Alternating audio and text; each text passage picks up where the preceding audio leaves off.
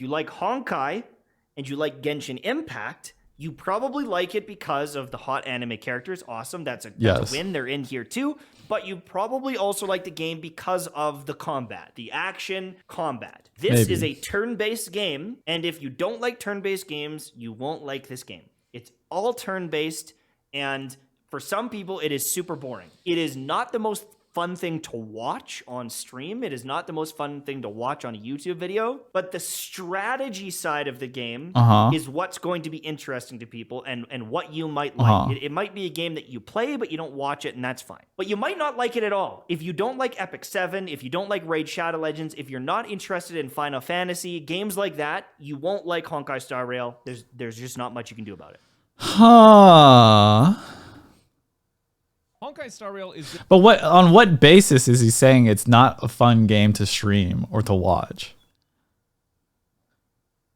Like, based off what? The next game coming from... What games in the past have been bad for streaming that are in the same genre as that?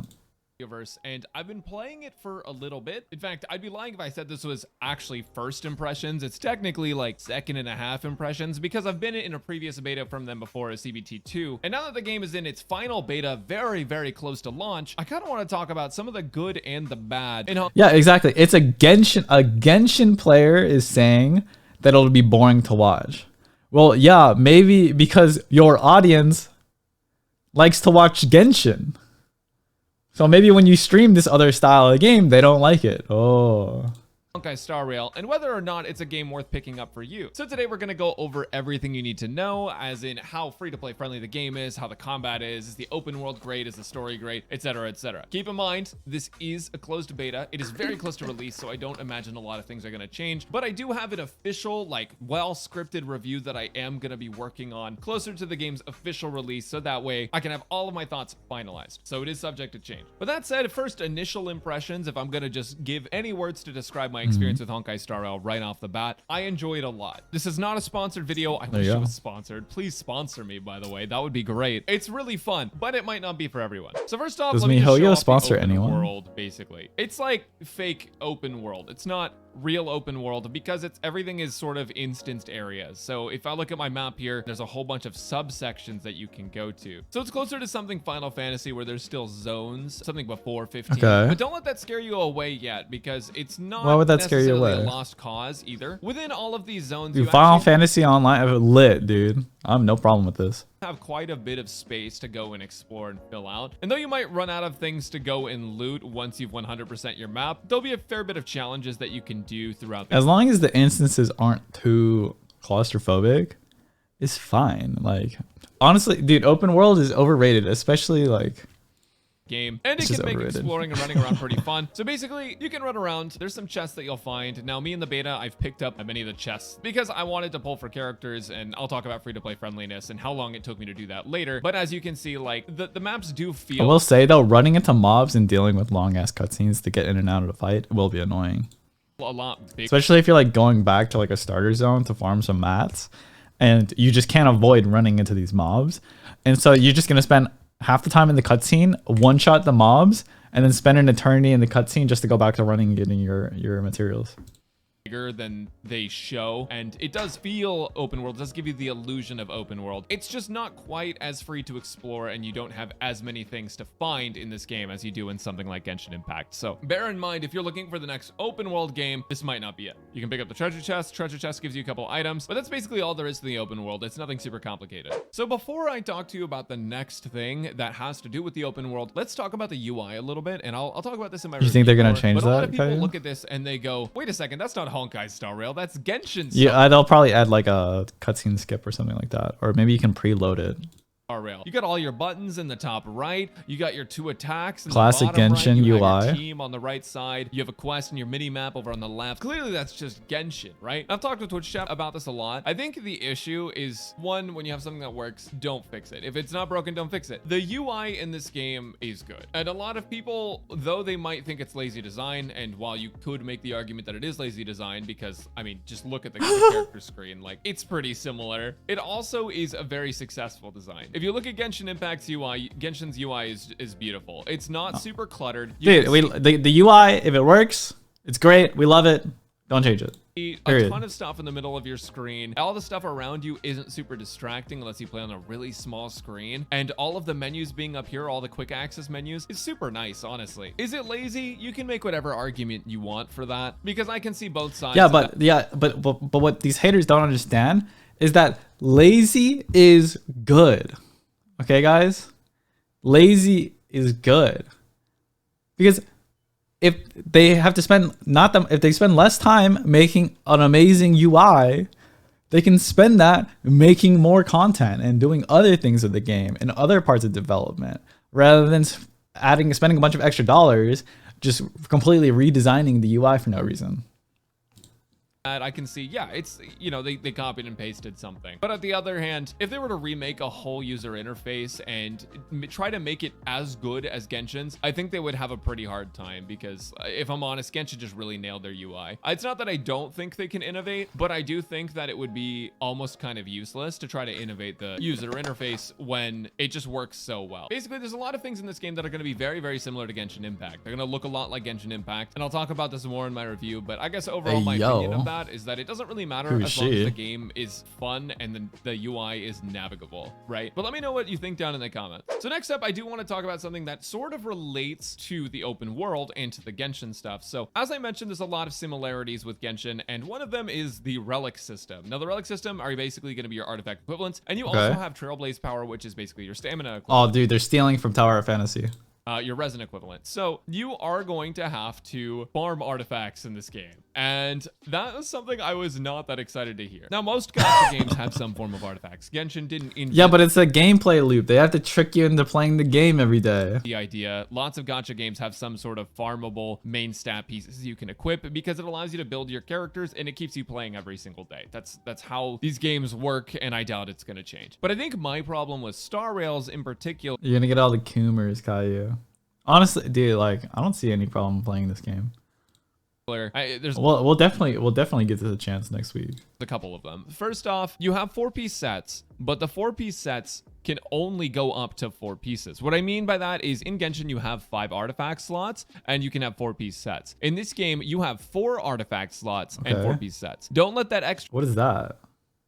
2-piece deceive you, because the extra 2 pieces can't match sets, at least to my knowledge, with these artifacts. And if I'm wrong on that and there are a couple sets that match, then I will update that in the pinned comment. But as of right now, in my playing the game, these are 2- and 4-piece sets, and then this is a separate 2-set thing that you're not going to be able to combine with the other 4-piece set. And what that means is you don't have a flex piece. You don't have a piece that you can throw on. You don't have an off pyro damage goblet because you didn't get lucky enough to get an on-set pyro damage goblet. You don't have that option in this game. Going for the So we're gonna have to farm more artifacts to get your set right. Okay. main stats on 4 pieces feels kind of bad, and I am really bummed that they decided to go with this. Now, I will say I don't have official stat distributions. I do feel like it's a little bit easier in this game to get crit stats than it is. Honestly, though, like, I don't have a problem with it, because if you have to spend more time farming for your god artifacts and stuff like that, then you can spend more time investing in a character you really love, right? And we're gonna get much more diversity in the player base, where some people will have like an ultra cracked out character, right? I mean, just like look at Genshin, right? I mean, if it's too easy to gear out your characters, right? Then you can flex a bunch of, like Genshin, you flex a ton of artifact sets onto different characters, right? Or like, I just think it's way cooler to hyper invest into the characters that you really love, you know what I mean? And making it more difficult to get your desired stats on your artifact set is gonna just create that wider diversity in builds. And it's just cool to see, right? In Genshin Impact, and I think you won't actually be abusing crit on every single build that you make, most likely. Again, first impressions beta, so that could change, and my opinion could change on that. Substats are still going to be a pain in the ass. You have actually some new stats in here too, so aside from crit, you have things like speed. Okay. I found that speed is actually harder to get than crit. Outgoing healing is pretty normal, but there's also new stats in here. You have things like break effect. Break effect is going to be useful for some characters. Defense and HP are more useful in this break game than they are in effect Genshin. is they're stealing from Tower of Fantasy. It's straight from Tower of Fantasy. They're taking armor break. Oh my god, the prophecy. It's coming true, man. But you probably still won't farm them for everyone. You also have a speed stat, and this stat's kind of king. And honestly, I feel like this stat is sort of the new crit. So you may have a harder time getting it. But overall, artifact system is a little speed, is that like disappointing initiative? it's back in the same way that it was in Genshin, and that you are going to have to sit there and farm for a really Armor break. Well, we saw like on the boss monster in that last clip, he had like a shield above his health bar, right? And I'm pretty sure armor break is going to be like how hard you hit shield. There's gonna be like a multiplier for how hard you hit shields for.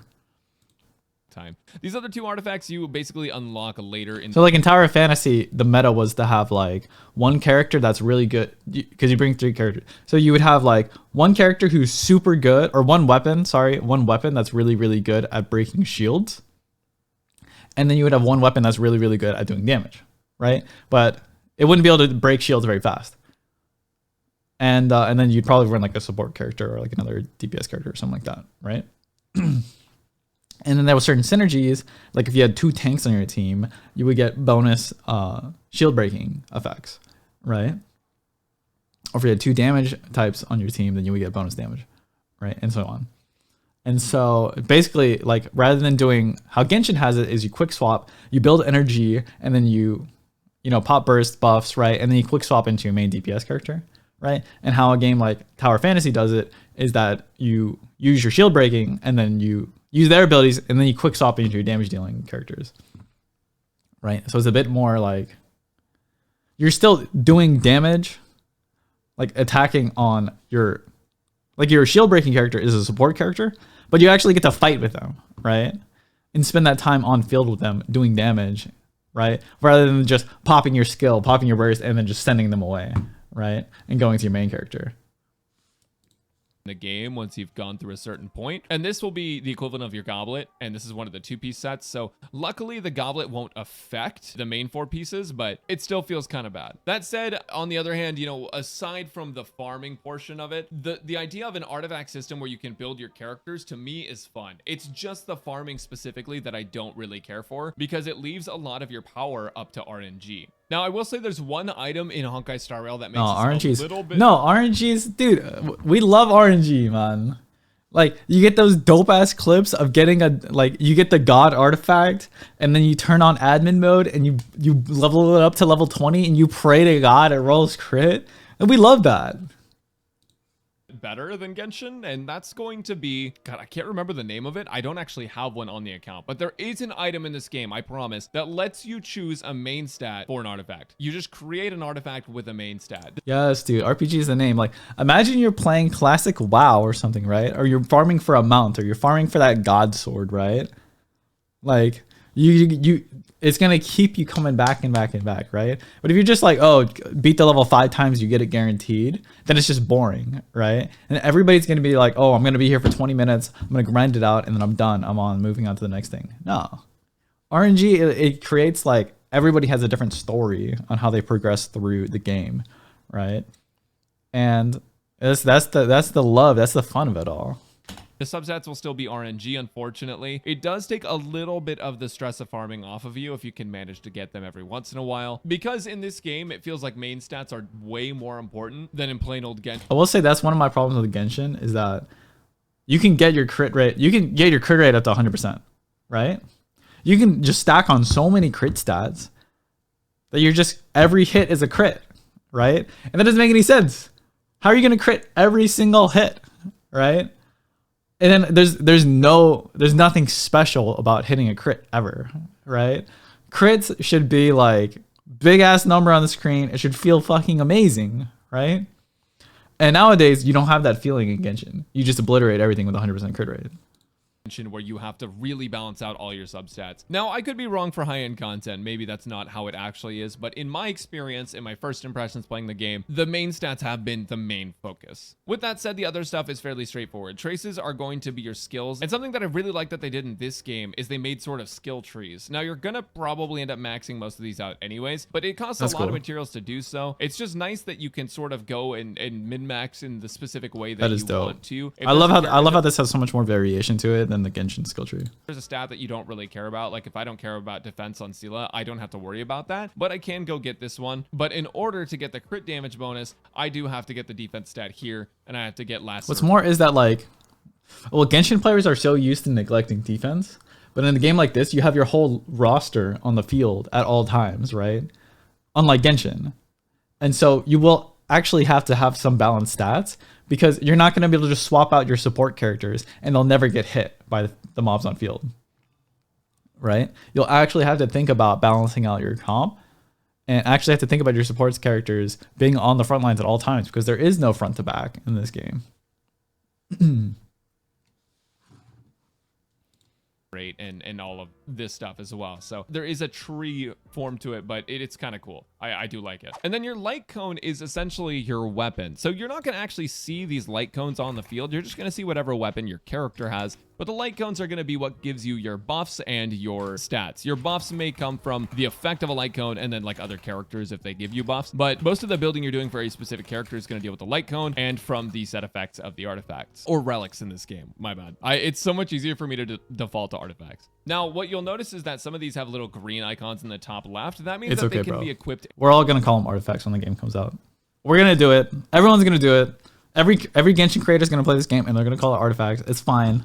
We're probably going to continue calling it artifacts for like a whole year. And it's whatever.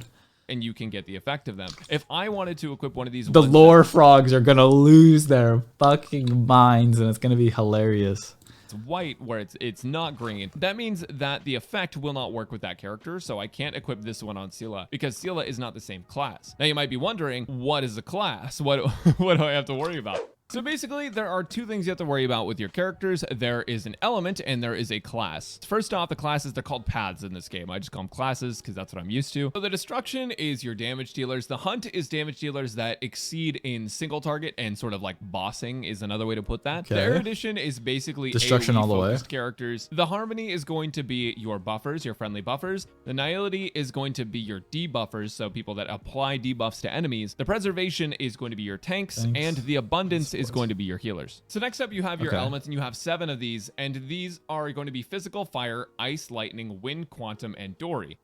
And none of these elements work like Pokemon elements where like fire is super effective against ice. It's nothing like that. What happens is enemies have a bunch of weaknesses, and those weaknesses can break through a toughness bar. And once that toughness bar is broken, they take a little bit of extra damage from the toughness bar breaking, and then they also get a secondary effect relating to what actually broke their weakness. It also temporarily stuns them, so if they're charging a really big attack and you break their weakness, that cancels out that charge. These elements only mean anything for type coverage when you're fighting enemies that are weak to specific elements, and outside of that, these don't really serve any other value. I love it. I will say if you break someone's weakness with the different elements, it changes things, but generally speaking, you know, one of my main problems with Genshin is that each of the mob types in Genshin, they have different resistances to different elements, but there's no way of seeing that. There's no visual indicator for that in game, except for you do more damage to some monsters and you do less damage to some monsters, right?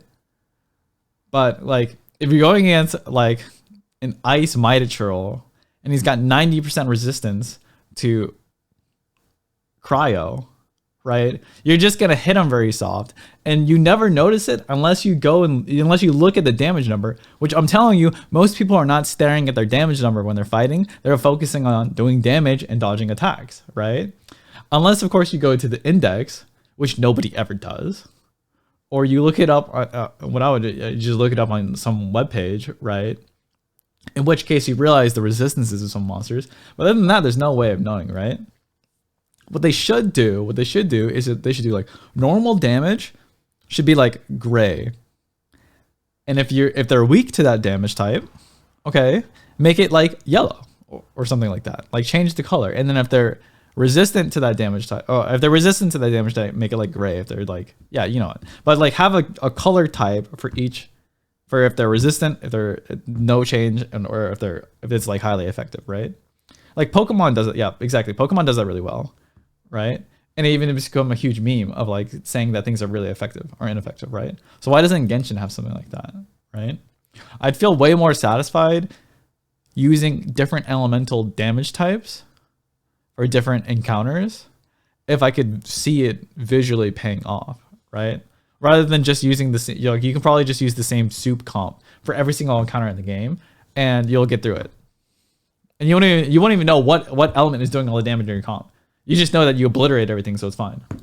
Coverage is going to be a big one, just depending on what enemies you fight and what sort of elements you need to bring into each kind of content. But just as an example, for the weakness bar, if you break it with physical, you apply a bleed damage over time. If you break it with ice, then you're going to apply a freeze to an enemy. If you break it with wind, you're basically getting a wind damage over time. If you break with fire, you get burning effect, which is again fire damage over time. Lightning is a lightning damage over time. Now quantum is going to apply damage over time as well, but it's also going to slightly delay enemies. And imaginary is not going to apply a damage over time. It's actually going to slow enemies down while also delaying their actions by imprisoning them. So these are pretty cool to play around with. Anyways, that was a long-winded explanation. So let's go farm some artifacts and I'll show you the combat of the game. All right. I feel like that mechanic is not going to be so impactful that people are really going to be taking advantage of it as much as they should. This screen, this is what I was talking about. Basically, this shows their weaknesses, so you kind of want to build a team around it. Now, once you've over-leveled enough, it just doesn't really matter, right? So I can take this team in. Physical is going to be good sometimes. All these are going to be good sometimes, except for Sela is Quantum, and she doesn't really do much for us in this challenge, but she is going to hopefully break some weakness. And here we are in battle. So as you can see, there's basically 2 abilities that you have. Each character is going to have like a passive, an out-of-combat passive, and more. And actually, to check this, if you forgot what they are in battle, you can actually go into the bottom left, which my camera is covering right now, and you can click on this little button and you can go through, check the effects of your light cone, your basic attack, skill, ultimate, talent, and technique. Technique is the out of battle point that you can spend before you go in. Talent's like a passive. Basic attack is your non-skill point cost, and your skill is your skill point cost, and your ultimate is your ultimate. So basically, you see these points down here in the bottom right. This is how many skill points I have. If I use a basic attack, I gain 1 skill point. If I use a skill, I lose 1 skill point. And you can kind of see the switch. Now, generally speaking, skills are going to be the more useful ones, but there's some characters that just do a lot of damage on their front-loaded basic attack. But as you can see, none of these guys are weak to quantum, so this toughness bar, this white bar right here, isn't going to go down when I attack them. However, when I attack these guys, it'll break through their toughness bar a little bit. And because I broke his weakness with the imaginary element, he's imprisoned. So you probably want a character with high break to have really high swiftness, so they get more initiative. And you can like single out targets really fast at the beginning of a fight. Like I was mentioning before. So I'm going to go through here, and what you just saw me click on was an ultimate. And your ultimate you can activate at any time. You can see the turn priority in the top left, and that's who's going next, and that can be adjusted on the fly based on buffs and debuffs. But as you can see, now we're on Natasha. Next up is going to be Sela. We're going to half break the weakness. Dude, this girl, she reminds me of the girl from the Sword Art Online Progressive. What's her name? I forgot her name. The girl with the scythe. I'm pulling this up. She's so... Dude, her design is so good. She's an exclusive character in the movie. She's not in the... She's not in the novels, I don't think so. What is her name? Yeah, Amito. This is her. Sword Art Online Progressive Mito. Dude, her design, her character design is so cool. I can't get over it. Let's find a good image. Oh, this is a good image. All right, check it. Okay. Because look. Okay. Hear me out. Okay. So we got like monochromatic, right? With all the purple. Okay. Purple. 2 shades of purple. Right, but this is like a purplish red, purple scythe. Even the scythe is like purple. I don't even know how to. I don't know how you make that, but anyways. And then complementary color, okay, on like kind of on the monochromatic side of things, right? And then she's got these like shink like dual like cross right here. And then you got cross, right? And if you look at like the way her like sword skills are in the movie, she's usually doing like cross slashes, okay? And then she has like this triangle motif, right? So we have triangle. We have more crosses here. And if you look at like, let me find a different picture. But if you look at the way like she stands, and I need to find more photos. But there's like also triangle is like the second like shape in her. I want some more photos. I need to be on Chrome, not Firefox. But if you look at like the way her stance is often with like her cape, this is like forming like a triangle, right? If you look like here, like Scythe isn't, I mean, Scythe is like an L, but like you can kind of like use your imagination, say it's like a triangle, right? And then the cape is like spread out, it's like a triangle, right? And when she's using her, like, when she's actually using a sword skill, right? It's like asanas are very linear, right? With the way she attacks. And it's like piercing effect, right? But since she's doing like slashes, like a lot of like spin moves and slashing, she usually has like a really wide stance. And I wish I could find a good photo of this. But she usually has a very wide stance and she's creating like a triangle. Kind of like this, but when she's actually using skills, it would be like much wider. But it's like triangles. Anyways, yeah, she's a cool character. The colors are good. The little motifs are good. They did a good job. Whoever made that.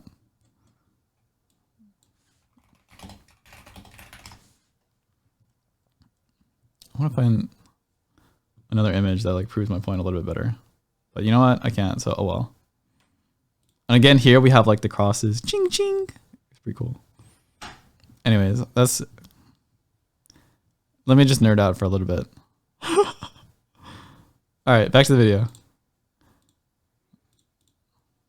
Here, and then I'm gonna see if I can kill this bot with Sela's skill, even through the toughness. So you can totally do that. I didn't have enough damage to do it, but you can. Now I'm gonna kill him with Welt.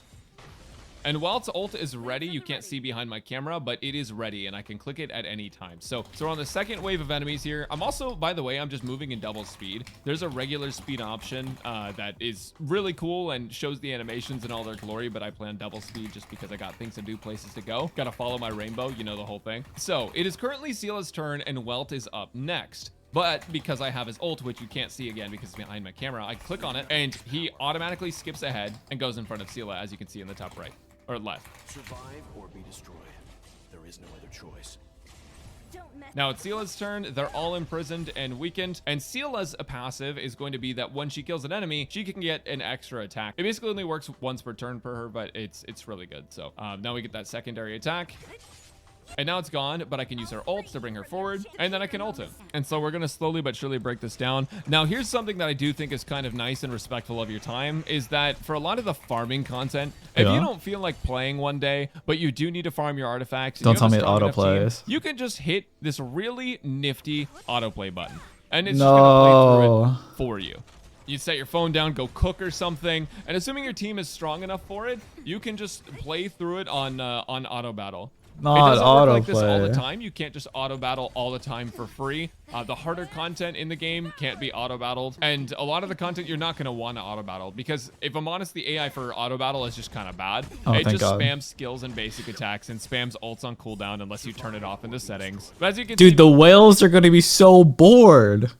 They're just going to be too overpowered. They're going to autoplay all the content. Because I didn't bring weaknesses for this guy, it's actually taken a fair bit of time. But because I'm leveled up enough, I can just brute force my way through it. Now, should we do like a free to play account and just try to beat all the content free to play guys?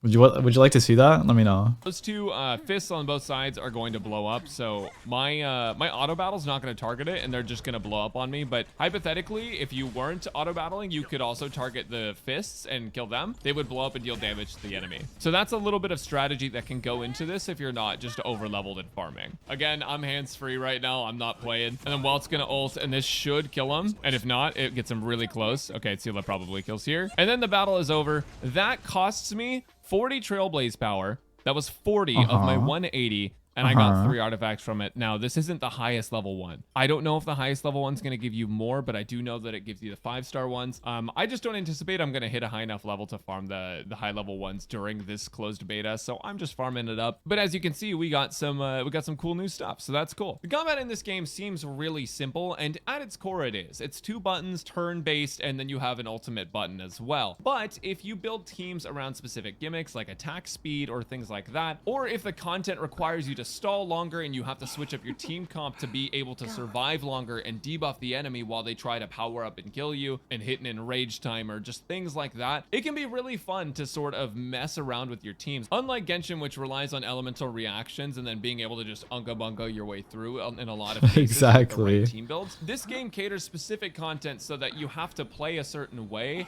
and use specific characters, which is why it's really important that this game be free to play friendly, because for some of the harder content, if you don't have some of the characters, Yeah, that's something worrying, because if you didn't build out like a debuffer and you need a debuffer to beat the event, you're fucked. Like, you're done though. You're fucked. that it's catering into a specific niche for, that could be a really bad thing. So that brings me to the next thing: free-to-play friendliness and endgame content. You get quite a few characters. Here's what they're gonna do. They're gonna release a new character who's like a god debuffer, okay? And while they release the new character, the new boss monster for the event, he's gonna have to be he's gonna have like infinite defense unless you debuff him, in which case he's gonna be a walk in the park, right? And the free-to-play version is gonna be like ass tier, but if you build them out max, you can just barely pass it.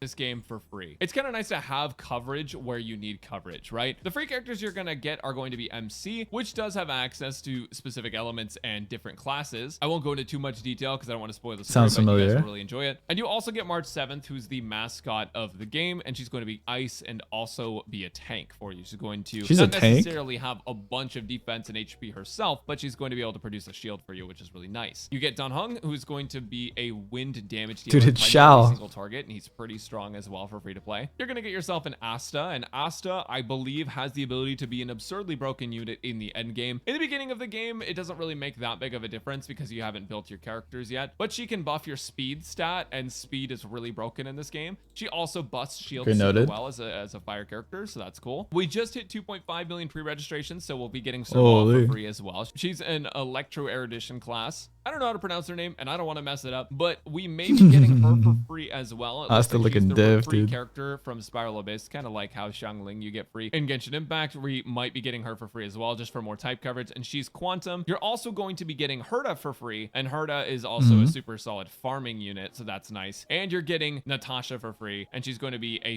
physical healer, so that's also pretty Natasha's good. But cool. overall, the free-to-play roster for this is actually pretty solid. If you invest in all of these characters, they are unironically good. Yeah, that's something that MiHoYo does really, really well, honestly. Like, yeah.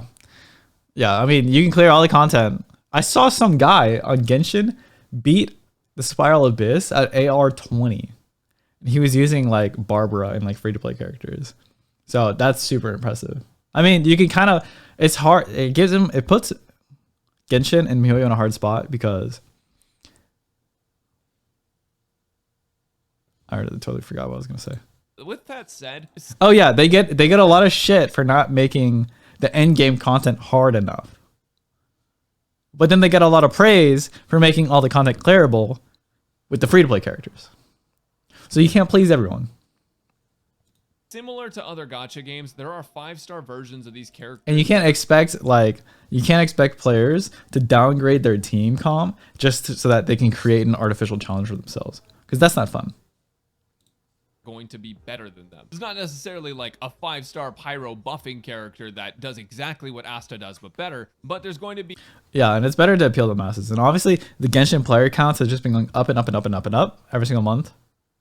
So it's really, honestly, it would be really unwise for them from a business standpoint to create a bunch of content, or to create the most engaging content to be so hard that you have to be pretty well invested in the game to clear, right?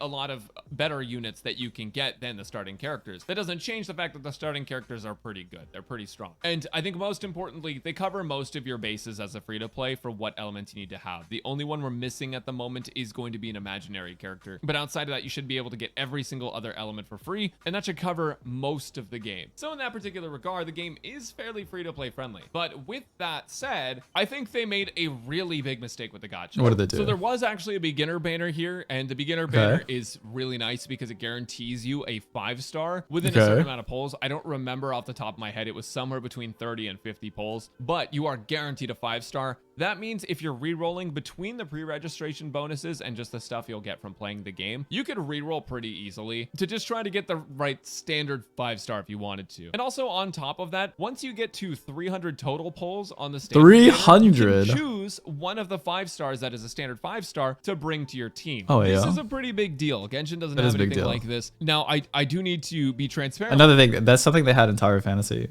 where they gave one free pick of your 5-star or 6-star, I guess, in Tower Fantasy, and that was pretty convenient, honestly, because you got like they were handing out the characters in Tower Fantasy. You got like 3 of the 6 stars before you got the guaranteed, and then you get to pick one, right? So if you just got unlucky and you didn't get the guy you wanted, you wouldn't have to worry about re-rolling. With you though, the pity is not great. Some people justify this game and Genshin Impact having 90 pity as their hard pity as like being really good because FGO doesn't have a pity or didn't have a pity for years. But I feel like that's just so cope. It's like the whole thing where it's like we never stopped to ask why we were eating bricks in the first place. I have it worse, so this isn't that bad, but like it's still bad. 90 pity is a long ways to go. And the reason it works okay in Genshin Impact is because you have this giant open world just full of stuff, lots of quests and lots of open world content, chests. Dude, you can't complain. There's so much content in the game, so there's just so much to do, and it's fun, and you don't even need the characters to play the game. So can you really complain about the pity system? To discover, and you have so much of that in Genshin Impact. And so you do have your soft pity at 75 at the beginning of the game. If you get to like AR 35 or something, Playing with MiHoYo is like having some crazy toxic girlfriend, right? It's like you can't fucking, dude, you struggle to like, you're doing your best to complain and talk things through and make changes, but then MiHoYo's like, we're giving you this amazing game for free, so shut the fuck up, right? Shut up and play our game, right? And get addicted to the gacha system, and you're gonna like it, and there's nothing you can do about it because it's free, so you can't argue with us. by then, if you've done everything you can probably guarantee a character going to 180 polls. Like, is it ideal? No, but you have the option to do it. There's so many more ways to get polls in Genshin Impact than there are ways to get polls in Honkai Star Rail. And that's why I'm disappointed that the pity in Honkai Star Rail. Yeah, because the game's not even out yet. Of course, there's not that many ways to get Primo Gems, right? Because Genshin has years worth of content built into it. Is 90 with what I assume to be soft pity at 75, but to be honest, I don't really know because I pulled my first 5-star at 81 polls. So with that in mind, it could be that 80 is soft pity in this game. It doesn't explicitly say it in the details. If you go look through it right now, where the soft pity is, it's just sort of implied that there is one. And so to put into perspective how bad this kind of feels, I have played up to, let me see where I'm at. I am Trailblaze level 33. I have done most of the beta content. I haven't completed all of it, but I've completed a large portion of it as far as the repeatable content goes, as far as the stellar jade farming goes. That's what basically Primo Gems are in this game, is stellar jade. I have done a lot of it, and it took me until level 31 to be able to get to 81 pity, where I had a 50-50 for Sela. That's right, 50-50 is back, by the way. I don't know if I mentioned I bet you when the game comes out, they give out a bunch of stellar jade for free, so that everybody gets to their 5-star before anyone quits the game, right? I bet you in the first week, we're going to be able to get our 5 stars. Now, why this feels bad is because they'll give out a ton. Very first 10 poll for this character. Even with Genshin right now, they're giving out a ton this week, right? With the big event. And that's going to last 1 week. It's last 1 week from like today. And then, a week from now, Star Rail is going to come out and they're going to do another week-long thing. And they're going to be giving out a bunch of stellar jade on that game. And there's going to be Twitch drops, right? And the Twitch drops are going to end, and there's going to be new Twitch drops for this game. And everybody's going to be playing this game. And MiHoYo is just, they're going to grab you by the balls, and they're going to fucking jerk you off. And what are you going to do, man? You're just going to lay down and take it. And then you're going to swipe and then you're going to be swiping your credit card, and then you're going to play the game. And then like 6 months later, you're going to like realize like all the things you could have done with your life. But instead you did it. You spent it playing Genshin and Star Rail, and then your life is fucked, okay? I had to play a really long time. Like I was in this game for so long before I got my first 10 pull on this banner. You can get a couple. MiHoYo is so good at like slow dripping. They're like a Mexican cartel, and they're just sneaking drugs across the border, and you're just slowly getting addicted, and you don't even realize it. You don't even fucking realize it. And then next thing you know, you're swiping your credit card and you're going back with cash behind the Walmart, and now you're hitting yourself up and you're like, oh god, it's so good. Oh, new 5-star every month. Oh fuck. I gotta log in and get my dailies. But it's not so much that it makes it super worth. I gotta log in and collect my monthly pass. Re-rolling unless you just really oh my god, that's value, and you really want to take advantage of that on your account, in which case, like, okay, I understand. I can't miss the events. It's free primos for a free game, but it's going to take you a long time. So with that said, this game, as far as the gacha goes, kind of scares me. Now I will say, weapon banner in this game significantly better than Genshin. Why? Because there's only one weapon on at a time. Maybe that'll change when these banners flip over, but as of recording this right now, there's one weapon on it at a time. It's a 25% chance to get a random other 5-star weapon instead. But the on banner, it looks like is only going to be one weapon. They didn't pair this with another off event weapon or anything like that. So in that case, it is a lot nicer because these weapons are a lot more necessary in this game than they are in something like Genshin Impact, I feel. But overall, I don't dude, this people spending habits on Genshin is so bad. I used to, dude, at one point I wanted to be a Genshin streamer, and it got so concerning because all of the Genshin players that I would meet, the Genshin community and the Genshin streamers, that shit was so alarming and so scary to me, because just seeing their spending habits and seeing the way they treat like money and the way they treat the game, and the insane amount of FOMO these people have was so frightening to me. That was why I had to get away from it. Genshin streamers have it. I know, because there's literally so much FOMO, and everything is like time based with Genshin streamers, is that they're literally selling their soul to MiHoYo schedule. And their whole community and their whole chat is a bunch of filthy, degenerate gamblers, and they can't help it. The gacha in this game is they're addicted. Direction. To be clear, beta doesn't represent the amount of pulls we'll get in game 100%. But I do think it's kind of cope to assume that we're going to be getting more pulls than I've gotten in this beta when the game actually launches, considering they gave us 30 free pulls right off the bat in the beta. In a game like Genshin, where you can just spam random elemental reaction. It's a beta. How does the number of pulls they're giving you in the beta have any, like, it's irrelevant. There's no idea what they're going to do on the live servers when it comes out. Or just spam hyperbloom basically and clear content with even like pretty bad characters, because their reaction is so strong. It's not as big of an issue if you can't get the 5-star units, but in this game it does feel a lot more important to have specific characters that do specific things if you want to trivialize content. So that said, I don't care about trivializing content. I don't want the best, most meta shit. I'm just gonna play this game for the waifus. I'm not gonna lie to you. Do hope and the husbandos. I hope they lower pity, or I hope they find more ways to get whoever that lazy looking lion guy, the guy with the white hair and the long hair, okay, it's husbando right there. The gacha. That's what I'm gonna be playing for. If they follow Genshin's model in a game like this, it's going to be really bad for free-to-play players. Despite the free-to-play cast actually being good, you won't be expecting to get a lot of 5-star characters. Now that brings me to my next. Dude, in the worst part of the Genshin community is the way they treat you for like, dude, if you whip out your free-to-play 4-star characters, they just shame you, man. You feel so inferior to everybody else. You go into multiplayer and they're roasting your damage. They completely you could have the best built character ever. The best build free to play, maxed out everything. You could do more damage than everybody else, but you show up into a co-op and they already want to kick you out before you get it, before you even get to say or do any damage. Okay. Literally just based on your situation, they start judging you. Point, which is the support system. Now, the support system is cool because if you've ever played FGO, you know how this works. You can bring a character. They're out here treating domains in Genshin like it's your levels, like Brel Shah's Lost Ark raid, and they're checking out your engravings and they're checking out your whole build, right? And it's like, Come on, guys. It's literally easy. It's free to play content. Anybody could clear this. Like, do we really need to go here and shame each other over this? Character in from your friends list or just from other players that are nearby. So I put Sela in my support. My friends can grab Sela and use my Sela to clear. They're just so they're so like subconsciously elitist, right?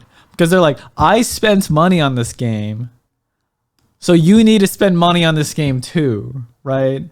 Because bigger number makes me a better person than you. I can ignore mechanics because my characters are cracked out of their mind, okay? I can clear this content in 30 seconds and in one rotation, and it takes you 2 rotations. So I'm a better person than you. And it's so like, shut up, man. Content. Now, the sad part is you can't use it for everything. You can only use it for certain content in the game, and for what I found, that's mostly been farming nodes. As far as I know, you can't use it for Abyss. As far as I know, you can't use it for Simulated Universe. I'll update a pinned comment if I was wrong on that, but off the top of my head, that's what I remember. The support system is great because if you don't have really good characters, you can bring in a friend's character to help you out. But if they want this to be an extra huge success, they have to let us use it in Abyss. I understand that could make the game like way too easy in some instances, but otherwise, this is literally just tools for farming and nothing else, and it's honestly kind of redundant because they give you good units to farm anyways. That's my hot take. That's my opinion on it. Anyways, the last thing I want to talk to you guys about is endgame content. And what is there to do after you've beaten the story of Honkai Star Rail? By the way, the story's really good. The writing's really good. Let me guess. There's literally not going to be anything that impactful in the end game because the focus of the game, because it's a Hoyoverse game, is going to be on the characters, on the events, in the story, in the world building, in the lore, and it's not going to be on the end game challenging content. Okay, because the challenging content doesn't sell. All right, you know what sells? Moe, cuteness, waifus, good story, compelling, emotional, inspiring story. That's what sells. And Miho, you know what MiHoYo loves? They love money.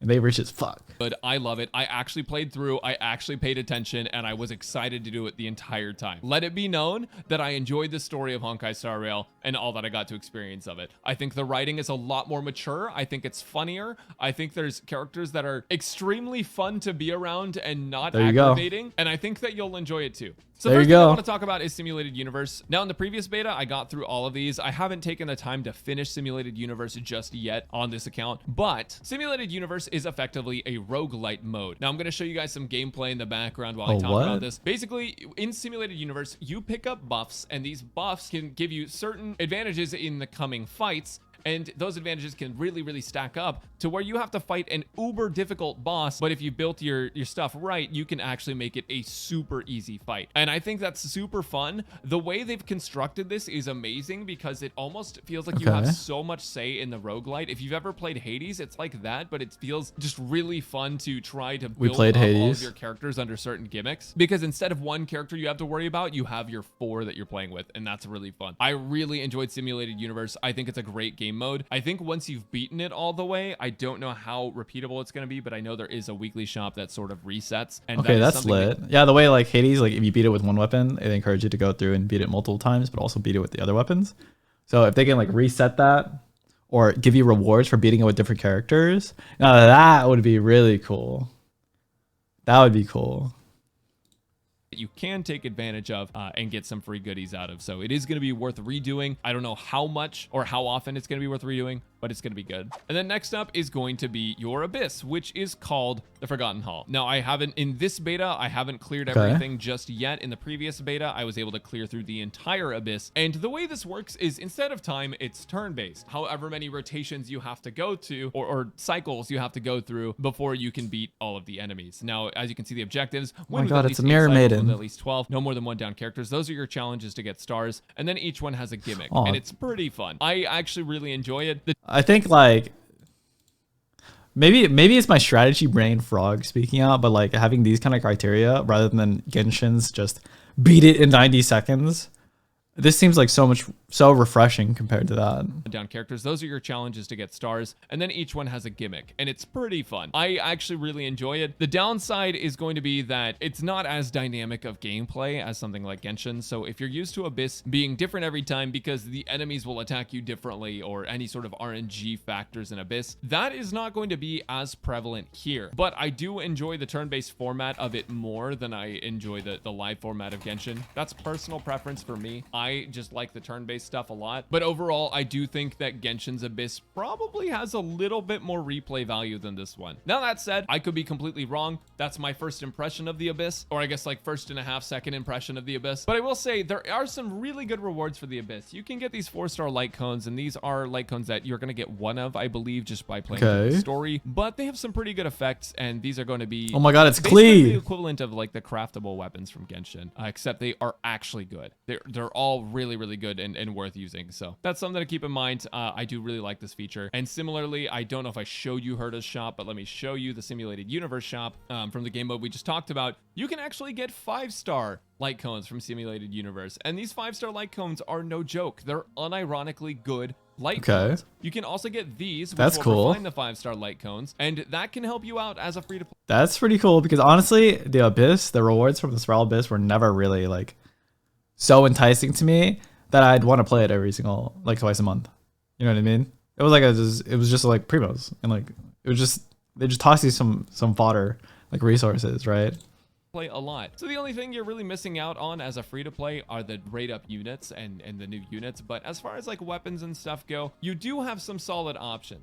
But going back to endgame, while I really do enjoy the endgame modes, I think that unless this game has constant events that are constantly switching out the content you can do with different gimmicks and things, or unless this game has some form of PvP, which I know so many people in the comments are going to be like, no, please, no PvP. What I'm saying is, if the game doesn't have it, the repeatability of the endgame is not going to be that much. And it's going to be a lower time commitment for you by the end of the game than something like Genshin Impact. Add the PvP. If they don't keep up with that same amount. This game would have fun cycle. PvP. The PvP thing, you can have whatever opinion you want on it. All I'm saying is that with less repeatable content, at the end, that gives you meaning and purpose to replaying it. This game will definitely have less repeatable content unless they add some more stuff in, add some more events, faster patches, something to keep people coming back. And I'm just being honest about that. It's not going to be an MMO. You're not going to have a ton of stuff to do after you've caught up with everything outside of farming. And because you can auto farm, your commitment to this game, I'm sure just like Genshin, they're going to have a gazillion updates, and the world's just gonna get bigger and bigger, bigger, bigger. And so you can, I mean, sure, if you catch up to all the content, you can just take a break for like a little bit. Go back to Genshin. Catch up on Genshin. Like, Genshin updates their content so fast, right? You got to think they're adding like a new DLC every 6 months, right? No gaming company is adding as many hours worth of content as often as they are. Like, just no one's doing it, right? And dude, if you have 100% completion, like AR60 in Genshin, okay, and your complaint about Genshin is that there's not enough content, you gotta go touch some grass, okay? If you're AR60, you gotta go touch some grass, okay? Or at the very least, just go play a different game, okay? Because you're playing way too much Genshin, okay? That's a problem. With all of that said, what do I think about the game? I already told you at the beginning. I actually really like Honkai Star Rail. I have some gripes with the systems. It's not perfect. There's a lot of things that could be fixed about the game and could be made better, but I really do enjoy it. There's a lot of good things that it's doing. I like the simplicity of the turn-based, the music. Oh, the music is peak, by the way. I might make videos separately about the music because the music is so freaking good. And if you like Hoyo versus character design, the character Genshin music, S tier. Listen to their soundtrack all the time, so I expect nothing less. Game are fucking beautiful. They're gorgeous. They are amazing. I love them all so much. And so if you're looking for a pretty casual gacha game to pick up in terms of time commitment, it's not too bad to pick up. That said, gacha is evil. I don't want to encourage people to pick up gacha games because they're gacha and gacha's predatory, but I do think you will have— Dude, every gacha gamer ever is like, I fucking love this game, but don't play it because it's a gacha game. But I fucking love it, and I play. They'll have like they're the type of motherfuckers that go on the Steam reviews and they have 500 hours in the game, and then they don't recommend the game. They're those types of players. a lot of fun in this game as a free-to-play player. Because they and know. The reason I say that is because it is genuinely challenging, but you are given the units that you need to overcome many of the challenges in the game. And so with all that being said, I really enjoy Honkai Star Rail, and I will be playing it at launch. I'll also be making a formal scripted review that synthesizes all of these things and any other thoughts that I have and anything that changes between now and release, so that way you guys can have a formal review to look at. But thank you guys so much for watching my first impressions of Honkai Star Rail. If you guys have any questions, leave them in the comments. I tried to cover everything that I could off the top of my head in this video. Covered a lot. Bullet board next to me, but if there's anything I've missed, I would love to help you guys out. I'm also streaming this over on my Twitch at twitch.tv/Braxophone. So if you just want to see more of the game and kind of get to understand what it's like, go check it out. Until then, gamers, I'll catch you next time. See you later. Later. All right, I posted the link in the chat. You guys can go drop some likes, drop some comments. Probably should have posted it at the beginning, but honestly, it's pretty good. That's a pretty W video. It basically covered everything I was curious about.